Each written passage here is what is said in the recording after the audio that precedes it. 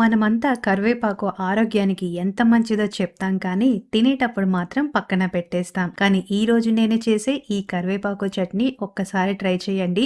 ఇంకాస్త పచ్చడి ఉంటే వేయు అని అడిగి మరీ తింటారు. అంత కమ్మగా ఉంటుంది. వంట మన అమ్మమ్మలు చేసే కమ్మని రుచి రావాలి అంటే సీక్రెట్ ఈ నూనెలోనే ఉంది. అందుకే నేను Anveshan wood pressed black mustard oil ని వాడుతున్నాను. ఇది ట్రెడిషనల్ కట్టెగానుక పద్ధతిలో తీయటం వల్ల ఆ నేచురల్ సువాసన పోషకాలు అలానే ఉంటాయి. ఈ నూనె వేడయ్యాక పల్లీలు నువ్వులను వేయించి పక్కన పెట్టుకోవాలి. నిజానికి మంచి నూనె మనం చేసే వంట రుచినే మార్చేస్తుంది. అన్వేషణ్ ఈ మస్టర్డ్ ఆయిల్ అన్రిఫైన్డ్ ఆయిల్ కావడం వల్ల ఇందులో omega fatty acids, antioxidants లాంటి నేచురల్ పోషకాలు అలానే ఉంటాయి.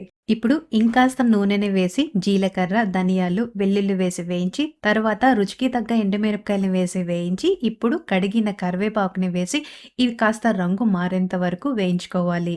తర్వాత వీటన్నిటిని పూర్తిగా చల్లార్చి మిక్సీ జార్లో ఈ వేయించిన ఐటమ్స్తో పాటు పచ్చి కొబ్బరి, చింతపండు, రుచికి తగ్గ ఉప్పు, చిన్న ముక్క బెల్లంని వేసి పచ్చడిని మెత్తగా గ్రైండ్ చేసుకొని ఆఖరిగా పోపును వేసి పచ్చళ్ళు వేసి కలుపుకోవాలి. వేడి వేడి అన్నం ఈ పచ్చడి కొద్దిగా నెయ్యి వేసుకొని తినండి, అల్టిమేట్ గా ఉంటుంది.